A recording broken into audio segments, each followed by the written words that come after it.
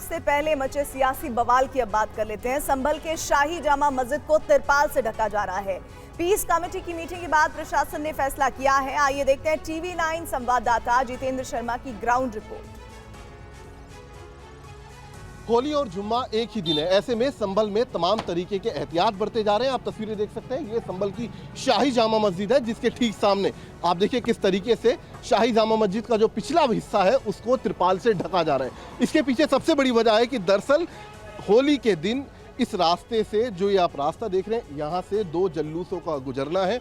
होली का रंग और जो गुलाल होगा वो शाही जामा मस्जिद पर ना पड़े, इसीलिए यहाँ पर बाकायदा तिरपाल लगाई जा रही है। होली के दिन सुबह 8 बजे से लेकर 11 बजे तक सबसे पहले एक जल्लूस निकलेगा और जो जल्लूस का मार्ग होगा वो यही शाही जामा मस्जिद का पिछला रास्ता होगा और उसके बाद 11 बजे से 3 बजे के बीच में एक और जल्लूस निकाला जाएगा। तो ऐसे में शाही जामा मस्जिद को एक पीस कमेटी आज रखी गई थी संभल कोतवाली के अंदर। उस पीस कमेटी के अंदर दोनों पक्षों की तरफ से सुलह हुई कि शाही जामा मस्जिद समेत जितने भी करीब 10 मस्जिद हैं जो जलूस के मार्ग के बीच में आएंगी, उन सभी को ठीक इस तरीके से तिरपाल से ढका जाएगा।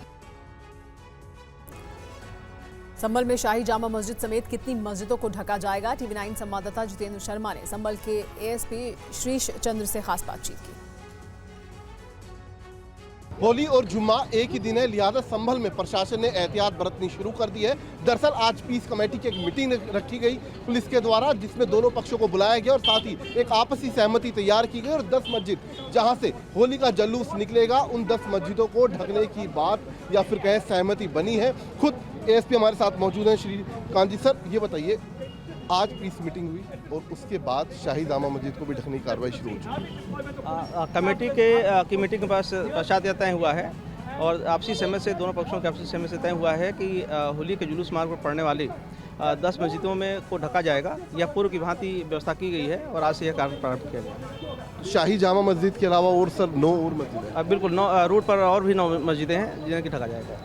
सर, जिस दौरान ये पूरा जलूस निकलेगा उस दौरान क्या तय हुआ, कितनी सिक्योरिटी आप लोग रखेंगे और क्या उस वक्त जुम्मे की नमाज अदा हो पाएगी मस्जिदों में? जिस समय जुलूस निकल रहा होगा उसके पूरे अथवा पश्चात यह नमाज अदा की जाएगी और जहाँ पर नमाज 1:30-2 बजे है वह 2:30 बजे कर लिया जाएगा, यह सुनिश्चित किया है। और इस क्रम में मुतल्लियों ने और अन्य लोगों ने, इमामों ने इसमें सहमति व्यक्त की है। और होली को देखते हुए संभल में मस्जिदों को ढका जा रहा है। वहां के लोगों का कहना है कि यह काम कई सालों से किया जा रहा है।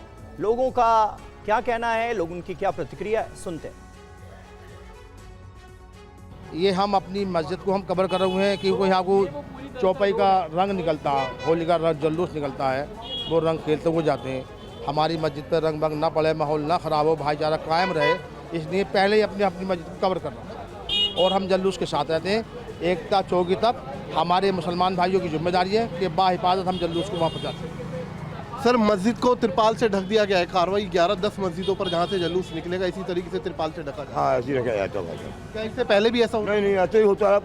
सालाना नहीं करते हम अपने सालाना और घाव की वजह से हमने और अपने शौकीन कर लिया हमने। पहले भी सर होता था? हाँ ना पहले ना, हम तो कई साल से कर रहे हैं, मतलब 2022 से कर रहे हैं बिल्कुल मुस्तकिल, जिससे कोई विवाद ना हो, मोहब्बत भाईचारा जैसा था ऐसा रहे। बिल्कुल मोहब्बत और भाईचारा बना रहे और इसीलिए जो प्रशासन है उसकी तरफ से एक कदम उठाया जा रहा है। आप देखिए किस तरीके से ये मस्जिद का जो पूरा हिस्सा है, अगला हिस्सा, इसको तिरपाल से ढक दिया गया है। शुक्रवार को होली मनाई जाएगी, साथ ही जुमे की नमाज भी अदा की जाएगी। ऐसे में पुलिस प्रशासन पूरी तरह से अलर्ट है, चौकसी बढ़ा दी गई है। नोएडा में त्योहार बड़े ही सौहार्दपूर्ण तरीके से मनाया जा सके, इसके लिए नोएडा पुलिस ने अपनी तैयारी पूरी कर ली है। नोएडा पुलिस ने संवेदनशील और अति संवेदनशील इलाकों को चिन्हित किया है। अति संवेदनशील इलाकों में लगातार पुलिस की निगरानी बनी हुई है। इसके साथ ही नोएडा पुलिस ने फ्लैग मार्च किया। इस फ्लैग मार्च के दौरान डॉग स्क्वाड को भी साथ रखा गया और दोनों पक्षों की तरफ से एक पीस कमेटी के साथ मीटिंग भी की गई। लोगों से भाईचारे के साथ पर्व मनाने की अपील की गई। नोएडा पुलिस द्वारा जगह जगह पर फ्लैग मार्च किया जा रहा है। आप देख सकते हैं तस्वीरों में, इस वक्त सेक्टर 8 से जामा मस्जिद से फ्लैग मार्च शुरू हुआ है और ये कई ऐसे जगहों पर जाएगा ये फ्लैग मार्च जो सेंसिटिव एरिया है। सर, कितनी जगह का सेंसिटिव एरिया को आपने चिन्हित किया है और क्या क्या स्ट्रेटेजी है, क्योंकि जुमा का नमाज भी उसी दिन है जिस दिन होली है? देखिए, हमारे यहाँ ये 29 जगह हैं जो संवेदनशील हैं और इन पर हम पूरा चेकिंग अभियान चलाए हुए हैं। आप देख रहे हैं डॉग स्क्वाड है, एएसटी टीम भी है हमारे पास। अभी हम इसमें जो BDDS टीम है वो भी आएगी, उसको भी चेक कराएंगे। और हमने दोनों कमिटीज़ को बुला करके पीस कमेटी की मीटिंग कर ली है, लोग सहमत हैं। श्री कृष्ण जन्मभूमि न्यास ने मांग की है कि मुसलमानों के हाथ से बनी पोशाक भगवान बांके बिहारी को ना पहनाएं। अब बीजेपी सांसद राजकुमार चहार ने इस मांग का समर्थन किया है। जो मुस्लिम समुदाय के लोग भी जो सिलते हैं तो वो कृष्णमय हो गए होंगे। मैं तो कहूँगा वो सनातनी भी बने। और भगवान कृष्ण के लिए तो राधे राधे, मैं समझता हूँ क्या ब्रज में हिंदू क्या ब्रज में मुसलमान सब राधे राधे करते हैं। इसी श्रद्धा से मुझे लगता है कि वो भगवान कृष्ण के वस्त्रों को सिलते भी होंगे। अब बांके बिहारी मंदिर में भगवान के वस्त्र मुस्लिम कारीगरों द्वारा न बनाए जाने की मांग को लेकर विवाद छिड़ा हुआ है। श्री कृष्ण जन्मभूमि संघर्ष न्यास ने सेवायतों को पत्र सौंपा है और मांग की है कि भगवान की पोशाक मुस्लिम कारीगरों से न बनवाई जाए। उन्होंने कहा कि भगवान की पोशाक शुद्धता का प्रतीक होना चाहिए। न्यास ने कहा है कि जो भगवान को नहीं मानते उनसे पोशाक क्यों सिलवाना चाहिए। सभी मंदिरों के सेवायतों को पत्र के माध्यम से अनुरोध किया है कि जितने भी हमारे ठाकुर जी की जो पोशाक बनाने वाले हैं वो जो गैर मजहब के लोग हैं, मुस्लिम हैं, तो हमारी सभी से अपील है कि ठाकुर जी की पोशाक केवल और केवल सनातनी हिंदुओं से ही सिलवाएं। हमारे 125 करोड़ के देश में क्या ठाकुर जी की पोशाक लोग नहीं सिल सकते? और होली और नमाज को लेकर बिहार में भी सियासी बवाल मचा हुआ है। दरभंगा की मेयर के बयान पर बीजेपी और जेडीयू ही आमने सामने। हालांकि मेयर जहां आरा ने अपने बयान पर खेद जता दिया है, लेकिन हंगामा फिर भी जारी है। 12:30 से 2 बजे के बीच में थोड़ा होली को रोका जाए, मतलब बीच में 2 घंटा का ब्रेक होना चाहिए, क्योंकि देखिए जुम्मा का टाइम तो जो है आगे जा नहीं सकता है। इसीलिए जैसे हम लोग भी जो है रमज़ान में अगर मुहर्रम पड़ गया है तो हम लोग ने टाइम टेबल थोड़ा चेंज किया है। बस सभी लोग से आग्रह यही रहेगा कि 12:30 से 2 बजे के बीच थोड़ा सा होली का कार्यक्रम जो है मस्जिद और जहाँ पे नमाज पढ़ने जाते हैं लोग उससे थोड़ा दूरी बना के अपना, ये आपने अपना सुझाव रखा है। जी बिल्कुल। ये दरभंगा की मेयर अंजुम आरा हैं, जो कह रही हैं कि जुम्मा का समय नहीं बढ़ाया जा सकता, इसलिए होली पर 2 घंटे का ब्रेक होना चाहिए। ये कह रही हैं कि होली पर दोपहर 12:30 बजे से दोपहर 2 बजे तक होली पर रोक हो। इनके बयान पर बिहार में सियासी उबाल है। इस बयान के बाद बीजेपी और जेडीयू आमने सामने आ गई है। आग लगाने वाला बयान है, कहीं से स्वीकार नहीं है। लेकिन मैं उन लोगों से पूछना चाहता हूं जो हमारे बयान पर हाय हाय तौबा मचा रहे थे, आज उनके मुंह में क्यों दही जमी हुई है? तुष्टीकरण की नीति पर चलते हैं और गजवा हिंद की मानसिकता को रखते हैं। ऐसे लोगों का पोल खुल गया। पश्चिम बंगाल में बीजेपी नेता शुभेंदु अधिकारी ने कहा है कि एक बार बीजेपी की सरकार आ जाने दो, टीएमसी के सभी मुस्लिम विधायकों को सड़क पर फेंकवा देंगे। शुभेंदु अधिकारी के इस बयान पर सीएम ममता बनर्जी ने जवाब दिया है।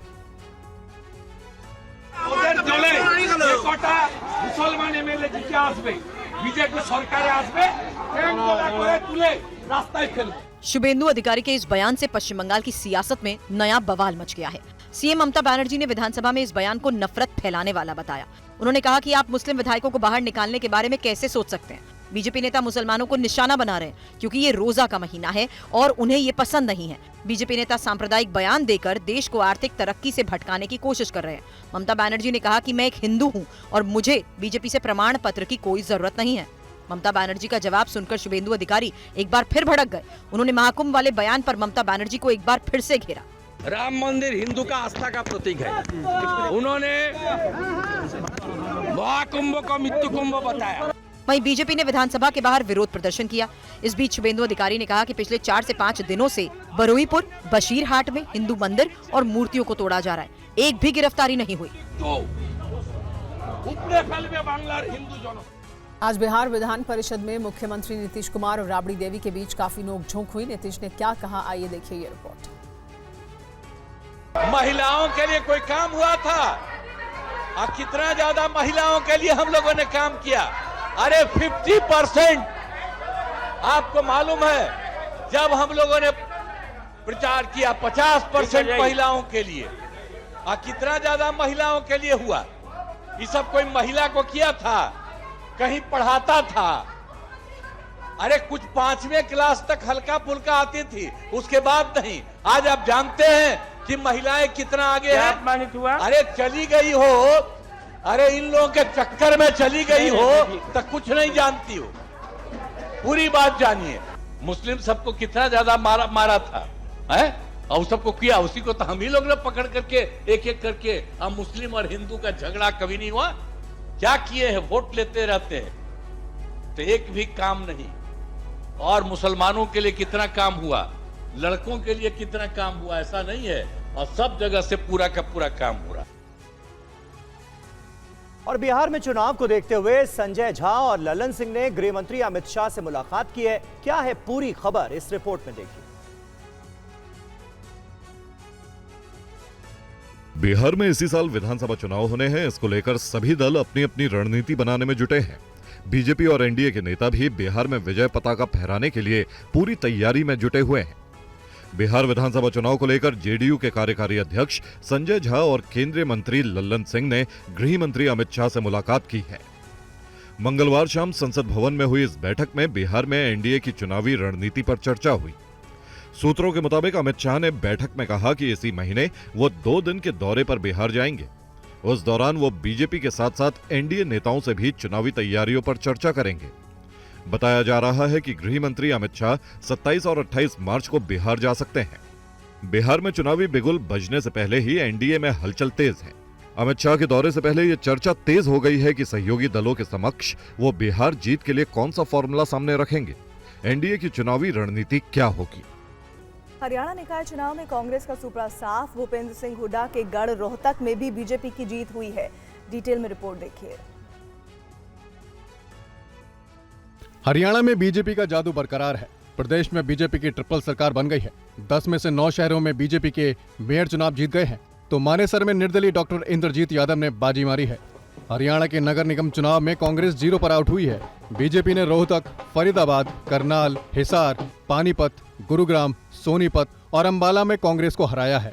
वहीं नगर परिषदों और 23 नगर पालिकाओं में भी बीजेपी का प्रदर्शन शानदार रहा है। सभी स्थानों के ऊपर लोगों ने एक तरफा वोट वो भारतीय जनता पार्टी को दिया है। फरीदाबाद के लोगों का मैं दिल से धन्यवाद करता हूं कि वहां के लोगों ने पूरे देश का जो नगर निगम के चुनाव थे, मेयर के चुनाव थे, उसका रिकॉर्ड तोड़ा है। वहीं हुड्डा के गढ़ में कांग्रेस 45,000 से ज्यादा वोटों से हारी है। इस पर पूर्व सीएम हुड्डा ने कहा है कि यहां पहले भी कांग्रेस का मेयर नहीं था।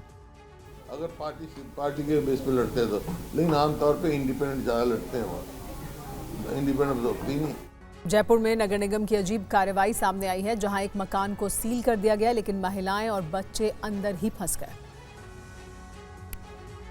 इस वक्त हम दिखा रहे हैं नगर निगम की अजीब सी कार्रवाई। ये आप देख सकते हैं मेरे पीछे ये मकान है जिसको नगर निगम ने सीज किया है। आप देख सकते हैं स्प्रे से यहाँ पर सीजिंग का जो है लिखा गया है। और ये देखिए ये बड़ा गेट है और इस गेट को देखिए आप, इस गेट को सील कर दिया गया है। और इसके ऊपर आप देख सकते हैं कि ये जो फैमिलीज़ हैं ये काफ़ी टाइम से यहाँ रह रही हैं। छोटे बच्चे इनके पास में, ये मुस्लिम फैमिली है, रमज़ान का महीना चल रहा है और किस तरीके से इनको परेशानियां हो रही हैं ये आप देख सकते हैं कि यहाँ पर ये सुबह नमाज पढ़ने गए थे और उसके बाद में नगर निगम की टीम आई और इस पूरे मकान को सीज कर दिया। और ये जो फैमिली है, एकमात्र रास्ता है जिससे बाहर आया जा सकता है, लेकिन अब ये फैमिली फंसी हुई है और नगर निगम के अधिकारी जो हैं वो सुनने को तैयार नहीं है। लगातार फ़ोन कर रहे हैं उनको क्या मामला है और ये कितने बजे सीलिंग की जो कार्रवाई हुई थी। ये सुबह 6 बजे की सीलिंग कार्रवाई हुई। सब हमारी दुकान में माल पड़ा लाखों रुपए का। सुबह 6 बजे आए, ये तो नमाज पढ़ने चले गए थे। फैमिली 2 महीने से ऊपर रह रही है, सील करके चले गए पूरी बिल्डिंग को। बच्चे परेशान हो रहे सर, नमाज पढ़ने के लिए उसी पीछे सील करके चले गए। दुकानें तीनों बंदे, तीनों माल भरा हुआ है। ऊपर छोटे छोटे बच्चे भी दिखाई दे रहे हैं। कम से कम 25-30 जने घर वाले पूरे। और गायक सोनू निगम के आरोपों पर राजस्थान की सियासत गर्म है। सोनू ने आरोप लगाया कि राजस्थान की ब्यूरोक्रेसी के दबाव की वजह से उन्हें जयपुर में हुए अवार्ड फंक्शन में बेस्ट मेल प्लेबैक सिंगर के लिए नॉमिनेट नहीं किया गया। सोनू निगम ने अपने इंस्टाग्राम पर एक पोस्ट शेयर की, जिसमें उन्होंने अवार्ड फंक्शन के best male playback singer nomination का स्क्रीनशॉट लगाया है। इसके साथ उन्होंने लिखा है कि धन्यवाद, आखिर आपको राजस्थान ब्यूरोक्रेसी को जवाब भी तो देना था। उन्होंने इस पोस्ट के साथ अपनी फिल्म भूल भुलैया 3 का गाना मेरे ढोलना 3.0 भी शेयर किया, जिसके लिए उन्हें नॉमिनेशन की उम्मीद थी। बता दें कि अवार्ड फंक्शन 2025 का आयोजन 8 से 9 मार्च को जयपुर में हुआ था। सोनू निगम के पोस्ट के बाद कांग्रेस ने सरकार पर सवाल खड़े किए हैं। दरअसल ये विवाद पिछले साल दिसंबर में हुई एक घटना से जुड़ा है, जब राजस्थान में इन्वेस्टमेंट समिट हुआ था। समिट के आखिरी दिन म्यूजिक कॉन्सर्ट था। जिसमें सोनू निगम ने परफॉर्मेंस दी थी। इस दौरान सोनू निगम ने राजस्थान के मुख्यमंत्री के कार्यक्रम से बीच में चले जाने पर नाराजगी जताई थी। भारतीय सेना में अमेरिकी ATV को शामिल किया गया है। ये ATV इस वक्त जम्मू कश्मीर में लाइन ऑफ कंट्रोल के इलाके में इस्तेमाल किया जा रहा है। किस तरीके से ये काम करती है, क्या कुछ इसकी स्पेसिफिकेशन है, ये जानने की कोशिश करेंगे। लेकिन आप गाड़ी देखिए, ये पूरी तरीके से मेड इन US है। इसकी सबसे खास और अहम बात ये है कि इसका लेफ़्ट साइड स्टीयरिंग है। ये देखिए, अक्सर हम देखते हैं कि हमारे राइट साइड स्टीयरिंग होता है, इसमें लेफ़्ट साइड स्टीयरिंग है। इसमें 4 लोग जो है वो इसके अंदर बैठ सकते हैं और ये पूरी तरीके से भारतीय सेना में हाल ही में ही शामिल की गई ऑल टेरेन व्हीकल है। कैसे ये काम करेगी, क्या कुछ इसकी स्पेसिफिकेशन है, वो जानने की कोशिश करेंगे हम। भारतीय सेना के यहाँ पर एक जवान मौजूद हैं, गिरीश जी, उनसे बात करेंगे। कितना टाइम हुआ, कैसे ये काम करेगी, कितना टाइम हुआ और क्या कुछ खासियत है इसकी? सर, इसको अभी इंडियन आर्मी में आए लगभग 6 महीने हो गए हैं। हाँ। और ये ऑल टेरेन व्हीकल कहीं भी डेजर्ट एरिया हो गया, बर्फीला इलाका हो गया, रेतीला इलाका हो गया, कहीं भी चल सकती है। हाँ। और इसका पिकअप ज़्यादा है, इसका RPM लगभग 1200 से 3500 तक है। ये ऑटोमेटिक है? ऑटोमेटिक गाड़ी है। इस पर एक बार गियर शिफ्ट कर दो तो फिर बार बार चेंज करने की जरूरत नहीं है। राजस्थान के अलवर में एक हैरान करने वाला मामला सामने आया है, जिसमें पुलिस पर 25 दिन के एक मासूम को पैर से रौंदने का आरोप लगा है। मामला अलवर के नौगावा थाना इलाके के तेलियाबास का है, जहां पुलिस की दबिश के दौरान चारपाई पर सो रही 25 दिन की बच्ची की मौत के मामले में ग्रामीण धरना दे रहे हैं। नौगावा थाना के पूरे स्टाफ को हटाओ, जब तक पूरा स्टाफ नहीं हटेगा धरना चालू रहेगा। मामले में नौगांव थाने के SHO सहित 6 पुलिस कर्मियों को हटाया जा चुका है, लेकिन ग्रामीण पूरे थाने के निलंबन की मांग कर रहे हैं। लोग लगातार पुलिस के खिलाफ प्रदर्शन कर रहे हैं। दरअसल पुलिस कर्मी ऑनलाइन ठगी के आरोप में दबिश देने इमरान के घर पहुंची थी। इस दौरान 25 दिन की बच्ची अली सबा अपनी मां रजीदा के साथ चारपाई पर सो रही थी। अली सबा के ऊपर कंबल था। दबिश के दौरान पुलिसकर्मी चारपाई पर चढ़े। एक पुलिसकर्मी के जूते के नीचे आने के कारण अली सबा की मौत हो गई। वहीं विरोध प्रदर्शन कर रहे लोगों के बीच पूर्व मंत्री नसूर खान भी पहुंचे। जिस तरीके से ये दलाल लोग और पुलिस लोग जो यहाँ इन लोगों को डरा रहे, धमका रहे, आपको डरने की जरूरत नहीं है। इनको हम देखेंगे ये कितनी की गुंडागर्दी करते हैं। अंतरिक्ष में पिछले 10 साल से भारत की ऊंची उड़ान जारी। ग्लोबल स्पेस मार्केट में भारत अपनी स्थिति लगातार मजबूत कर रहा है। आने वाले वर्षों के लिए अंतरिक्ष में भारत की कई महत्वाकांक्षी योजनाएं। ये रिपोर्ट देखिए। पीएम मोदी का अंतरिक्ष अनुसंधान पर खास जोर रहा है। स्पेस टेक्नोलॉजी का इस्तेमाल भारत सैटेलाइट छोड़ने में ही नहीं, सुशासन के लिए भी कर रहा है। अंतरिक्ष विभाग के मंत्री डॉक्टर जितेंद्र सिंह ने कहा है कि भारत का स्पेस सेक्टर जल्द ही 5 गुना ग्रोथ हासिल करेगा। भारत का स्पेस सेक्टर जल्द $44 बिलियन का हो जाएगा। पिछले 10 साल में भारत के स्पेस बजट में 138.93% की बढ़ोतरी हुई है। स्पेस सेक्टर के लिए 2013-14 में 5,615 करोड़ का बजट था, जो 2023-24 में बढ़कर 13,416 करोड़ हो गया है। भारत की स्पेस एजेंसी इसरो ने पिछले दिनों 100वां सैटेलाइट लॉन्च करने का कीर्तिमान बनाया। भारत ने 2014 के बाद से अब तक 396 विदेशी सैटेलाइट लॉन्च किया, जिससे $192 मिलियन और 272 मिलियन यूरो का राजस्व प्राप्त हुआ। आज भारत के स्पेस सेक्टर में काम करने वाले स्टार्टअप की संख्या 1 से बढ़कर 300 से ज्यादा हो गई है। स्पेस टेक्नोलॉजी का इस्तेमाल कृषि, मौसम की भविष्यवाणी, नगरीय विकास, संचार जैसे क्षेत्रों में बड़े पैमाने पर हो रहा है। भारत का पहला मानव युक्त गगनयान मिशन की शुरुआत इस साल के अंत तक होगी।